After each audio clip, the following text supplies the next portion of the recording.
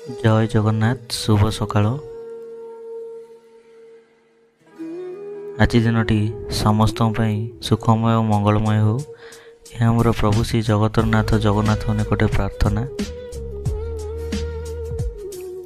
वीडियोटी देखा आगु 1 minute Odisha channel को सब्सक्राइब कर दियंतु जहाँफल आपण प्रतिदिन राशिफल अपडेट यही चैनल माध्यम जानीपर।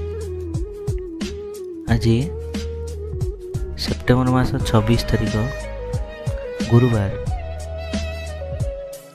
कौन रही आज पंचिका आउ राशिफल आसतु जाना।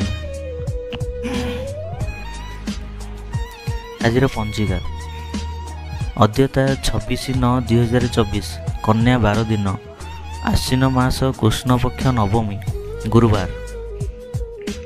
नवमी अपराह्न 12:26 पुनर्वस्तु रात्रि 11:34 मिथुन चंद्र संध्या 5:15 सूर्योदय 5:37 32 सेकेंड एवं सूर्यास्त 5:37 38 सेकेंड।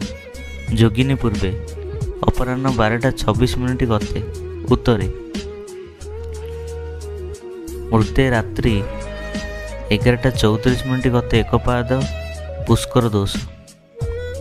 आज लाउ खाइबा मना खाइले गोमांस सह समान।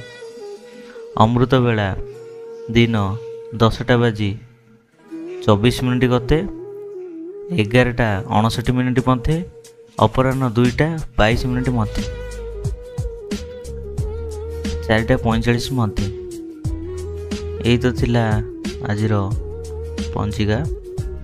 आसतु जानिबा आजिर राशिफल कौन रही आजिर भाग्य केमिति कटिबो आपनकर दिन।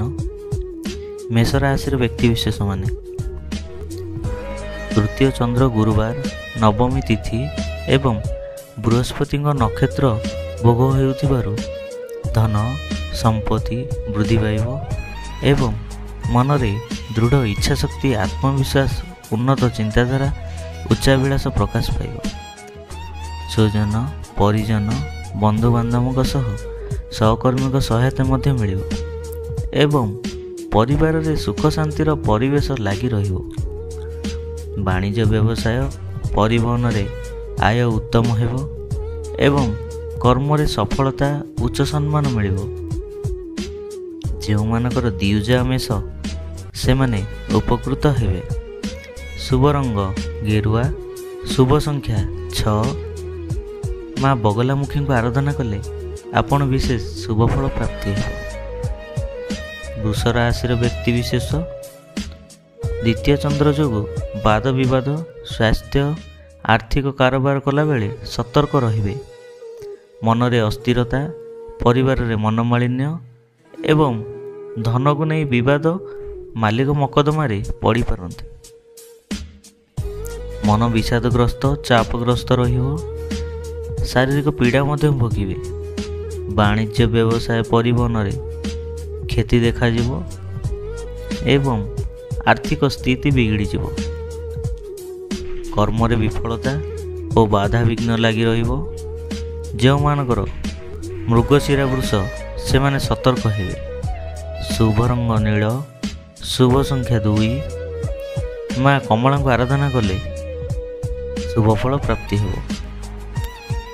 मिथुन राशि व्यक्ति विशेष श्री चंद्र जोगु स्वजन परिजन बंधुबांधव सहकर्मी सहयोग और पड़ोशी सह संपर्क मधुर हेब एवं चालीचलन व्यवहार कथबार्ता मार्जित और सर्वजन आदृत हेब। वाणिज्य व्यवसाय परिवहन रे आय जाहेले मध्य मनरे असंतोष और आत्मतृप्ति रहिबो एवं कर्म रे स्वल्प परिश्रम रे अधिक सफलता। समस्तଙ୍କର श्राद्धर पात्र हेबे। जो मानकर आद्र मिथुन से माने सुफल पाइबे। शुभ रंग मेरून शुभ संख्या 4।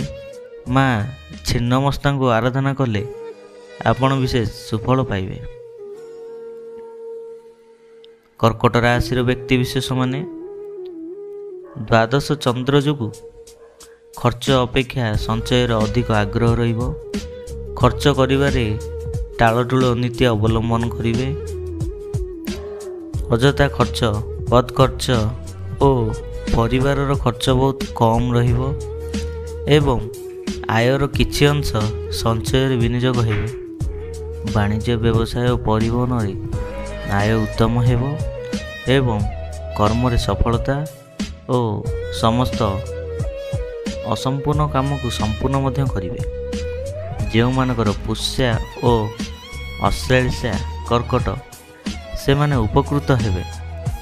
ଶୁଭ ରଙ୍ଗ ଧଳା, ଶୁଭ ସଂଖ୍ୟା 5। ମା ସମଲେଶ୍ୱରୀଙ୍କୁ ଆରାଧନା କଲେ ଆପଣ ବିଶେଷ ଶୁଭଫଳ ପ୍ରାପ୍ତି ହେବ। ସିଂହ ରାଶିର ବ୍ୟକ୍ତିବିଶେଷମାନେ ଏକାଦଶ ଚନ୍ଦ୍ର, ଗୁରୁବାର ଏବଂ ବୃହସ୍ପତିଙ୍କର ନକ୍ଷତ୍ର ଭୋଗ ହେଉଥିବାରୁ ଘାତ ନବମୀର ପ୍ରଭାବ ପଡ଼ିବ ନାହିଁ। ଆକସ୍ମିକ ଧନ ଲାଭ, କୌଣସି ବିଶେଷ ସୂତ୍ରରୁ ଧନ ପ୍ରାପ୍ତି, ଅନ୍ୟକୁ ଦେଇଥିବା ଧନ ହୃଦ୍ଧନ ଫେରିଆସିବ। ବାଣିଜ୍ୟ, ବ୍ୟବସାୟ ଓ ପରିବହନରେ ଆୟ ଅତି ଉତ୍ତମ ହେବ ଏବଂ କର୍ମରେ ସଫଳତା, ଉଚ୍ଚ ସମ୍ମାନ, ଉଚ୍ଚ ପଦବୀ ହେବ। ଯେଉଁମାନଙ୍କର ପୂର୍ବା ଫାଲ୍ଗୁନୀ ସିଂହ, ସେମାନେ ଉପକୃତ ହେବେ। ଶୁଭ ରଙ୍ଗ ଗୋଲାପୀ, ଶୁଭ ସଂଖ୍ୟା 3। ମା ମାଣିକେଶ୍ୱରୀକୁ ଆରାଧନା କଲେ ଆପଣ ବିଶେଷ ଶୁଭଫଳ ପ୍ରାପ୍ତି ହେବ। କନ୍ୟା ରାଶିର ବ୍ୟକ୍ତିବିଶେଷମାନେ ଘାତ ଚନ୍ଦ୍ର ଯୋଗୁଁ ମନରେ ଦୁଶ୍ଚିନ୍ତା, ଦୁର୍ଭାବନା ଓ ହତୋତ୍ସାହ ଭାବ ପ୍ରକାଶ ପାଇବ। ସମସ୍ତ କର୍ମରେ ଭୁଲ ନିଷ୍ପତ୍ତି ନେବେ। ମନ ଅସ୍ଥିର, ବିଷାଦଗ୍ରସ୍ତ, ଚାପଗ୍ରସ୍ତ ରହିବ। ନିଶ୍ଚିତତାକୁ ପରିତ୍ୟାଗ କରି ଅନିଶ୍ଚିତତାର ପାଶ୍ଚାତ୍ୟ ଧାବରେ ରହିବେ। ଶାରୀରିକ ପୀଡ଼ା ଭୋଗିବେ। ବାଣିଜ୍ୟ, ବ୍ୟବସାୟରେ, ପରିବହନରେ ଆୟଠାରୁ ବ୍ୟୟ ଅଧିକ ରହିବ। କର୍ମରେ ବିଫଳତା ଓ ସମସ୍ତ କର୍ମ କଣ୍ଟକ ସଦୃଶ ମନେ ହେବ। ଯେଉଁମାନଙ୍କ ଚିତ୍ରାକନ୍ୟା, ସେମାନେ ସତର୍କ ହେବେ। ଶୁଭ ରଙ୍ଗ ଚକୋଲେଟ୍, ଶୁଭ ସଂଖ୍ୟା 8। ମା ତ୍ରିପୁରା ସୁନ୍ଦରୀଙ୍କୁ ଆରାଧନା କଲେ ଆପଣ ବିଶେଷ ଶୁଭଫଳ ପ୍ରାପ୍ତି ହେବ। ତୁଳା ରାଶିର ବ୍ୟକ୍ତିବିଶେଷମାନେ ଘାତ 12 ଓ କୃଷ୍ଣ ପକ୍ଷର ନବମୀ ଚନ୍ଦ୍ର ଯୋଗୁଁ ଗୁରୁଜନଙ୍କ ସହିତ ବିବାଦ, କ୍ଷମତାଶାଳୀଙ୍କ ସହିତ ଶତ୍ରୁତା ଏବଂ ରାଜନୈତିକ ବ୍ୟକ୍ତିଙ୍କ ଆକ୍ରୋଶର ଶିକାର ହେବେ। ଅପମାନ, ଅପଯଶ, ଅପନିନ୍ଦା ମଧ୍ୟ ମିଳିବ। ଉନ୍ନତିମୂଳକ କର୍ମରେ ବାଧାବିଘ୍ନ, ଧାର୍ମିକ କର୍ମରେ ପ୍ରତିବନ୍ଧକ ଦେଖାଯିବ। ବାଣିଜ୍ୟ, ବ୍ୟବସାୟ ଓ ପରିବହନରେ ଆୟ ସ୍ୱଳ୍ପ ହେବ ଏବଂ କର୍ମରେ ବିଫଳତା ସହକର୍ମୀଙ୍କ ସହିତ ଉପହାସର ପାତ୍ର ହେବେ।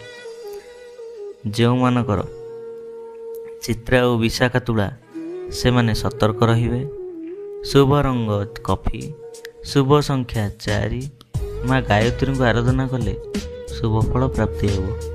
ବିଛା ରାଶିର ବ୍ୟକ୍ତିବିଶେଷମାନେ ଅଷ୍ଟମ ଚନ୍ଦ୍ର ଯୋଗୁଁ ମନରେ ବିରକ୍ତି ଭାବ, ଚିଡ଼ିଚିଡ଼ାପଣ ପ୍ରକାଶ ପାଇବ।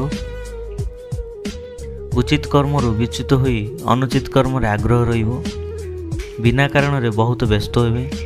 ମନରେ ଅସ୍ଥିରତା, ପରିବାରରେ ମନମାଳିନ୍ୟ ଏବଂ ଶାରୀରିକ ପୀଡ଼ା ଭୋଗିବେ। ବାଣିଜ୍ୟ, ବ୍ୟବସାୟ, ପରିବହନରେ କ୍ଷତି ଦେଖାଯିବ ଏବଂ କର୍ମରେ ବିଫଳତା, ବହୁବିଧ ସମସ୍ୟା ମଧ୍ୟ ଭେଟିବେ। ଯେଉଁମାନଙ୍କର ବିଶାଖା ବିଛା, ସେମାନେ ସତର୍କ ହେବେ। ଶୁଭ ରଙ୍ଗ ହଳଦିଆ, ଶୁଭ ସଂଖ୍ୟା 9। ପ୍ରଭୁ ଶ୍ରୀ ହନୁମାନଙ୍କୁ ଆରାଧନା କଲେ ଆପଣ ବିଶେଷ ଶୁଭଫଳ ପ୍ରାପ୍ତି ହେବ। ଧନୁ ରାଶିର ବ୍ୟକ୍ତିବିଶେଷ ସପ୍ତମ ଚନ୍ଦ୍ର, ନବମୀ ତିଥି, ଗୁରୁବାର ଓ ବୃହସ୍ପତି ନକ୍ଷତ୍ର ଭୋଗ ହେଉଥିବାରୁ ଧନ ସମ୍ପଦ ବୃଦ୍ଧି ପାଇବ ଏବଂ ପରିଚିତ ମହିଳାଙ୍କ ଠାରୁ ଅଧିକ ସହଯୋଗ, ଧନ ପ୍ରାପ୍ତି ହେବ। ମନରେ ପ୍ରସନ୍ନତା, ଦାମ୍ପତ୍ୟ ଜୀବନରେ ମଧୁରତା ଏବଂ ସମସ୍ତଙ୍କର ମନ ଜିଣିବାରେ ସମର୍ଥ ହେବେ। ବାଣିଜ୍ୟ, ବ୍ୟବସାୟ, ପରିବହନରେ ଆୟ ଅତି ଉତ୍ତମ ହେବ। କର୍ମରେ ସଫଳତା ଓ ମହିଳା ସୁକର୍ମୀଙ୍କ ସହିତ ସହଯୋଗ। ଯେଉଁମାନଙ୍କର ପୂର୍ବାଡ଼ାସା ଧନୁ, ସେମାନେ ଉପକୃତ ହେବେ। ଶୁଭ ରଙ୍ଗ ଲାଲ, ଶୁଭ ସଂଖ୍ୟା 7। ପ୍ରଭୁ ଶ୍ରୀ ଜଗନ୍ନାଥଙ୍କୁ ଆରାଧନା କଲେ ଆପଣ ବିଶେଷ ଶୁଭ ଫଳ ପ୍ରାପ୍ତ ହେବ।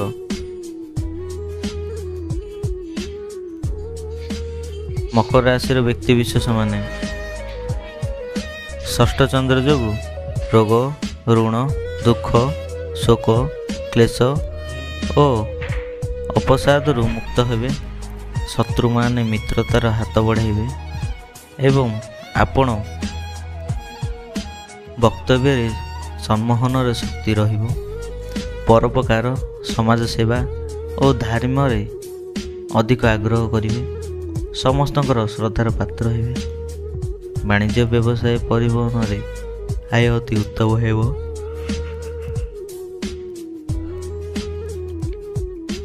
କର୍ମରେ ସଫଳତା, ସମ୍ମାନ ମିଳିବ। ଯେଉଁମାନଙ୍କର ଶ୍ରାବଣ ମକର ସେମାନେ ଉପକୃତ ହେବେ। ଶୁଭ ରଙ୍ଗ ବାଇଗଣୀ, ଶୁଭ ସଂଖ୍ୟା 11। ମା ଦୁର୍ଗାଙ୍କୁ ଆରାଧନା କଲେ ଆପଣ ବିଶେଷ ଶୁଭଫଳ ପ୍ରାପ୍ତି ହେବ।